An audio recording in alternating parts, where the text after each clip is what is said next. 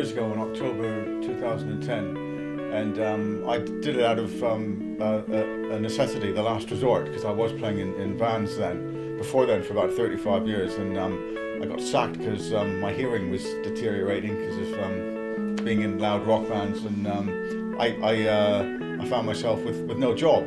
So I started busking then, as I said, out of necessity. I didn't want to do it. My son then was about 10, 11 years old, and I didn't want his mates to see me in town with a bucket in front of me playing the guitar in the freezing cold weather. I thought it was really bad. I was quite biased against buskers back then. I am part of the furniture now, part of one of the local buildings. It moves around a little bit. Although I was born in England, in Bournemouth, you could probably tell my accent's slightly foreign or alien. It's because I grew up in Canada, where I lived till I was 21.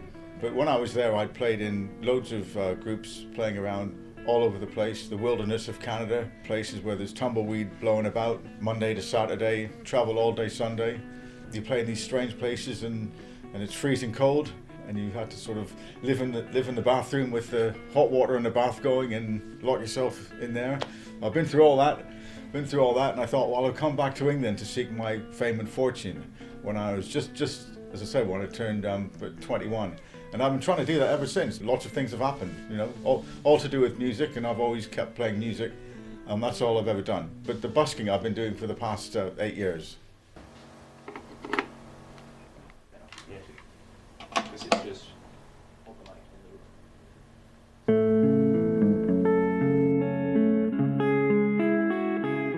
It's interesting being on the street and observing people who come up to you and people who don't come up to you. A lot of people walk by and they don't even look at you, or they look at you in a kind of, well, you know, what's he doing sort of way. Lots of people don't give any money. Businessmen, people in suits, people who look like they have a lot of money, never get any. You never get any of their money. Maybe that's why they got a lot of money. Members of the clergy very rarely give any money. Anyone involved with any sort of that kind of religion, which is interesting. People who are generous, old people, children, love to come up and give money. But especially the little kids are really funny because they're like, throw the coin in with such violence and force. You know, it's really funny. Poor people give money. You get people coming up with 5p, which is heartening, you know. It has a weird psychological effect sometimes, and you can go for 20 minutes without anyone giving any money, and that's something that I've never been able to get used to. It might get better than that, you know, that you might sell a CD the minute after that and everything's great again. There was a guy who sold flowers, a guy named George in Winchester, and I asked him about this sometimes. I said, why some days you get a lot of money and some days you don't? And he said, it's the same with selling flowers. He said, there's no reason for it. It's just some days people want roses and some days they don't.